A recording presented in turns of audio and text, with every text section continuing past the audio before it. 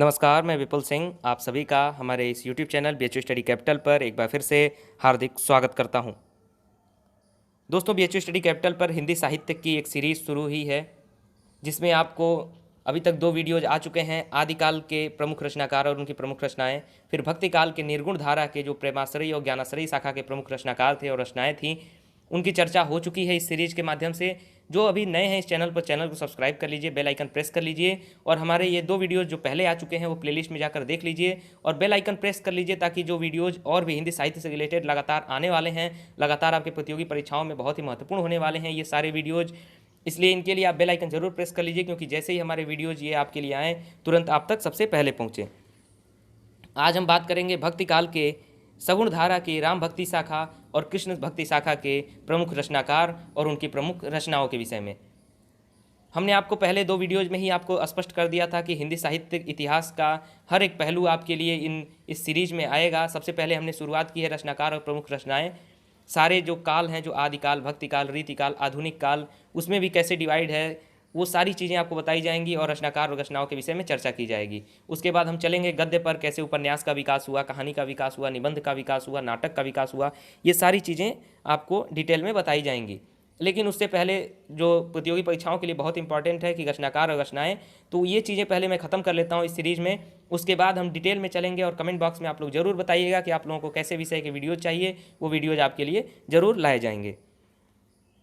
आज शुरू करते हैं सगुण धारा के राम भक्ति शाखा सबसे पहले, उसके बाद चलेंगे कृष्ण भक्ति शाखा पर। आइए देखते हैं सगुण धारा में राम भक्ति शाखा के प्रमुख रचनाकार और उनकी प्रमुख रचनाएं कौन थीं। षटकोप की रचना थी सहस्त्र गीत। रामानंद जो रचनाकार थे उनकी रचनाएं हैं वैष्णव ताब्ज, भास्कर, श्री रामर्चन पद्धति, योग चिंतामणि, राम रक्षा स्तोत्र, आनंद भाष्य। विष्णुदास की रचना है रुक्मणी मंत्र, रामायण कथा, महाभारत कथा, स्वर्गारोहण। ईश्वरदास की रचना है सत्यवती कथा, भरत मिलाप, अंगद पैज। तुलसीदास की रचना है रामचरितमानस, वैराग्य संदीपनी, रामाज्ञा प्रश्न, रामलला नहदु, जानकी मंगल, पार्वती मंगल, कृष्ण गीतावली। फिर आता है आपका गीतावली, विनय पत्रिका, दोहावली, बरवय रामायण और कवितावली। नाभादास की रचनाएं हैं अष्टयाम। फिर केशवदास की रचना है रसिक प्रिया, रामचंद्रिका, कवि प्रिया, रतन बावनी, नखसिक, छंदमाल।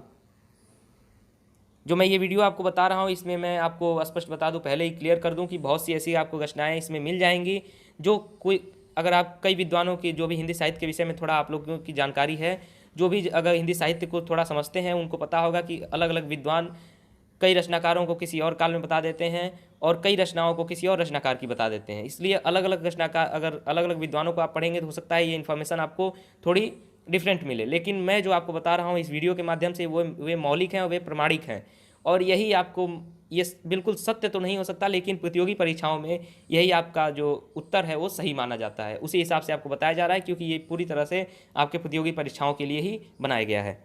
सेनापति कवि की रचना है कवित्त रत्नाकर, काव्य कल्पद्रुम। प्राणचंद्र चौहान की रचना है रामायण महानाटक।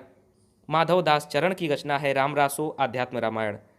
हृदय राम की रचना है हनुमान नाटक। हृदय राम की रचना कौन सी है? हनुमान नाटक। रायमल पांडे की रचना है हनुमान चरित। नरहरि नारह की रचना है पौरुषेय रामायण। लालदास की रचना है अवध विलास और कपूर चंद्र त्रिखा की रचना है रामायण।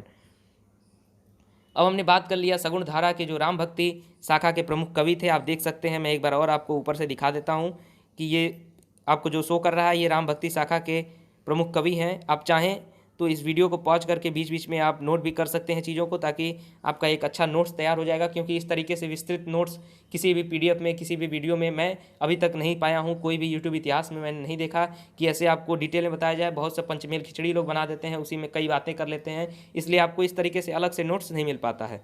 इसलिए आप चाहें तो इसको नोट कर सकते हैं, क्योंकि हमारा जो पूरा वीडियो चलेगा, जो पूरी सीरीज चलेगी वो अलग अलग टॉपिक वाइज ही चलेगी। इसलिए आप अगर इसका नोट्स भी बनाते हैं तो आपके लिए बहुत ही बेहतर होगा।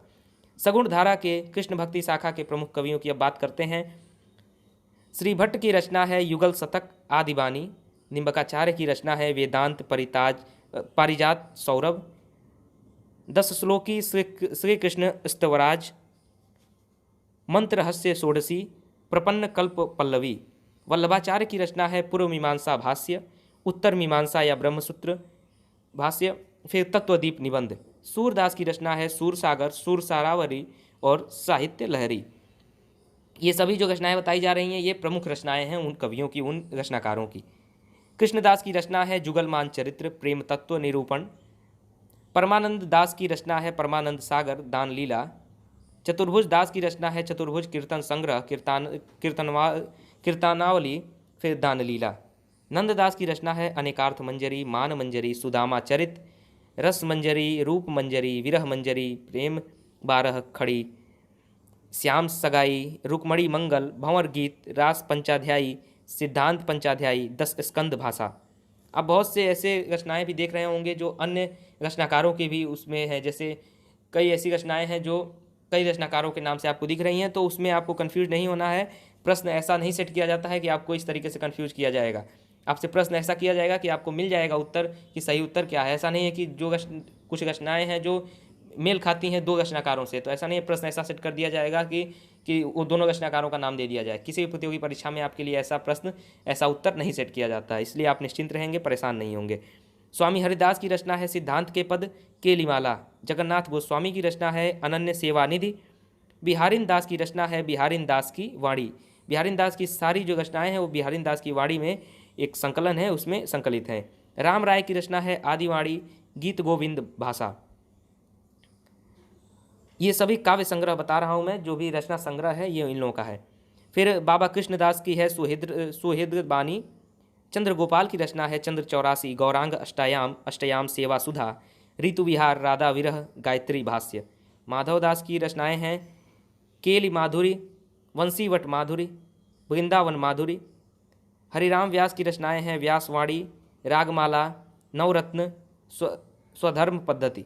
ध्रुवदास की रचनाएं हैं जीवन दशा लीला और वैदिक ज्ञान लीला, भक्त नामावली लीला, आनंद दाष्टक लीला, भजनाष्टक लीला, भजन सत लीला, भजन कुंडलियाँ लीला। फिर मीराबाई की रचना है मलार राग, नरसी का मायरा, राग सोरठा, राग गोविंद, सत्यभामा नूरूषणम, मीरा की गरवी, मीराबाई की पदावली। फिर आप देख लेंगे कि रसखान की रचना है सुजान रसखान, प्रेम वाटिका, दान लीला, अष्टयाम। तो इस प्रकार हमने अभी बात कर लिया कि सगुण धारा के कृष्ण भक्ति शाखा के प्रमुख रचनाकार और उनकी प्रमुख जो रचनाएं हैं, जो उनकी प्रमुख काव्य संग्रह हैं। इस प्रकार से हमने आज भक्ति काल को देख लिया। भक्ति काल के पहला वीडियो आ चुका था, निर्गुण धारा के प्रमुख कवि जो थे। आज सगुण धारा में हमने कृष्ण भक्ति और राम भक्ति दोनों शाखा के कवियों को देख लिया।